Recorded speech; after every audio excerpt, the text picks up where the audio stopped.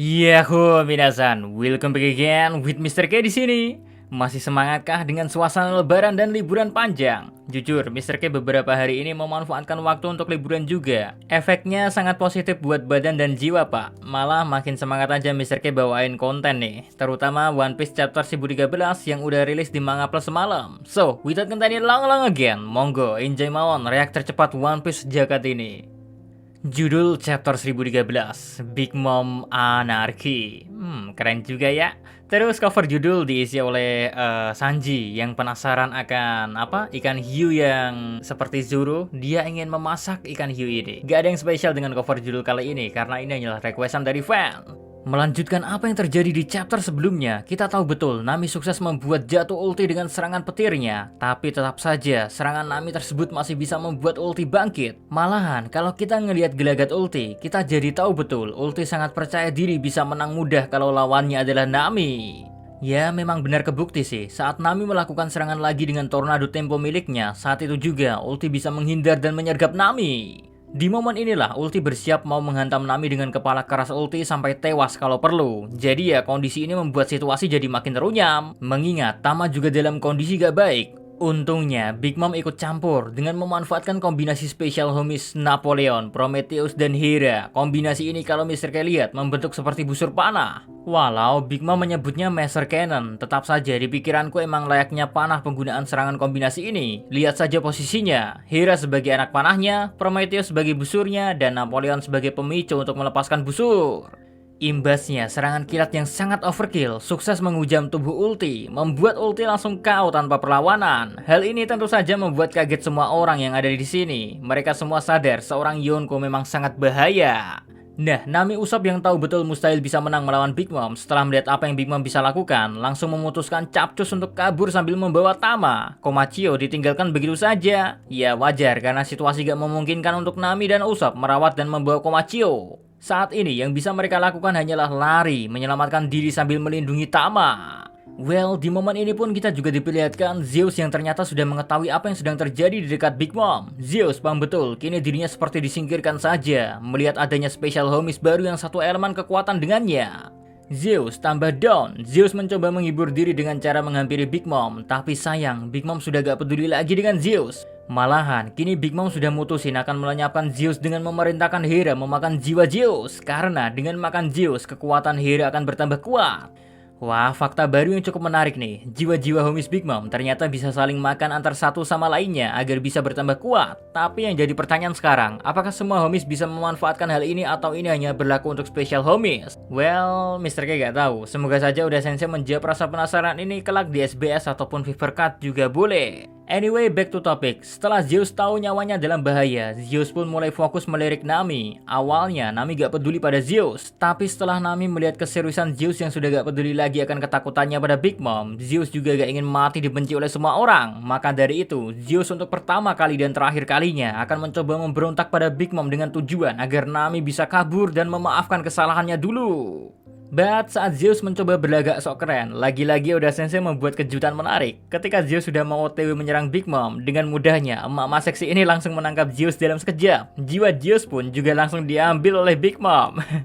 Nami melihat Zeus dalam bahaya, sebenarnya sudah memaafkannya dan mau menolong Zeus dengan cara memberi Zeus makanan kesukaannya yaitu Black Ball. Tapi kalau melihat panel yang ada di manga, kita jadi paham kalau saat jiwa Zeus diambil, saat itu juga Zeus sudah gak berdaya lagi. Zeus pun langsung dimakan oleh Hera dengan lahap. Waduh, ini berarti Zeus koid beneran kah? Kalau melihat apa yang terjadi sekarang, memang iya Zeus bisa dikatakan koid. Tapi jika kita zoom sebentar panel manga saat Zeus dimakan, klimatak Nami nyangkut di mulut Hera kan? Bisa saja Zeus dihisap ke dalam klimatak Nami sebelum jiwa Zeus tertelan sepenuhnya oleh Hera.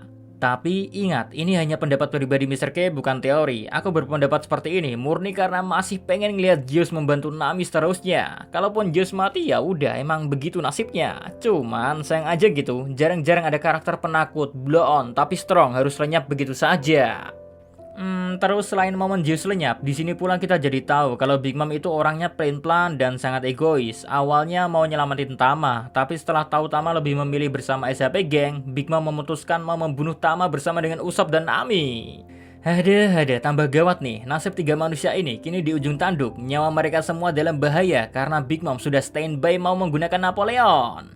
Syukurlah Nami, Usopp, dan Tama akhirnya diselamatkan oleh Ustaz Kid yang sebelumnya sedang mencari Big Mom. Kid yang baru saja tiba langsung menahan serangan dari Big Mom yang mengarah ke arah Usopp dan Nami dengan serangan Pang Gibson-nya. Ya, nampaknya kita akan segera melihat pertarungan dari Ustaz Kapten Kid dengan Big Mom. Pertarungan duel antara manusia magnet melawan emak-emak seksi. Sekedar harapan saja, semoga gak hanya Kid yang melawan Big Mom seorang. Mr. K berharap Supernova lain datang dan ikut membantu Kid menumbangkan Big Mom. Semoga saja sih.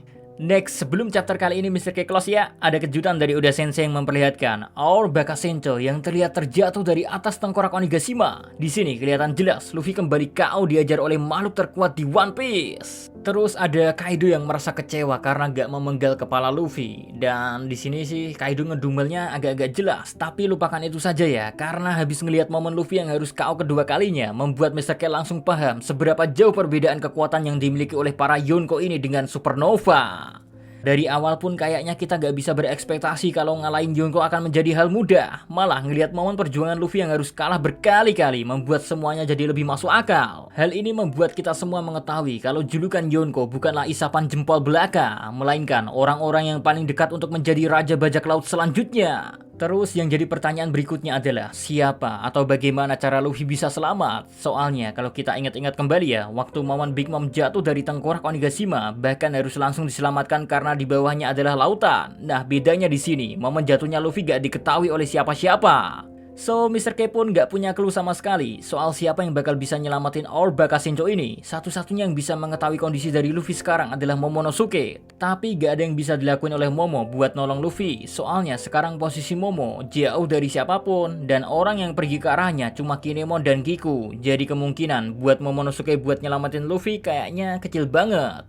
Terus cara lain buat tahu kondisi Luffy mungkin dari ngelihat Fever Cut-nya Luffy sendiri. Cuma siapa yang tiba-tiba atau nyempetin buat ngelihat Fever Cut Luffy di tengah pertarungan ini? Soalnya sepertinya ya yang kita tahu hampir seluruh kru SHP lagi bertarung atau sedang pergi menuju suatu tempat. Jadi kayak gak mungkin juga ada yang tiba-tiba ngecek Fever Cut punya Luffy. Atau mungkin Yamato yang bakal nyelamatin Luffy karena dia satu-satunya yang pergi ke arah tengkorak Onigashima. Jadi mungkin waktu Yamato lagi dalam perjalanan ke sana, dia bisa ngelihat Luffy yang sedang terjatuh dari atas. Tapi yang jadi pertanyaan adalah bagaimana caranya Yamato menyelamatkan Luffy? Kalau memang benar Luffy jatuh ke arah lautan, kayaknya gak mungkin Luffy bakal diselamatin oleh orang yang makan buah iblis kalau jatuhnya ke arah laut. Kecuali di sini Oda Sensei bakal ngasih tahu kemampuan apa yang dimiliki oleh anak dari Kaido ini. Atau ada kemungkinan lain juga Luffy jatuhnya gak ke laut tapi ke daratan. Jadi Luffy gak perlu diselamatin siapa-siapa, soalnya dia manusia karet. Kalau jatuhnya ke tanah kayaknya Luffy gak bakal mati. Tapi kalau jatuhnya ke lautan beneran, maka dapat dipastikan ada kejutan besar yang disiapkan oleh Oda Sensei. Kejutan tersebut kemungkinan adalah sosok yang bakalan nyelamatin Our Bakasencho.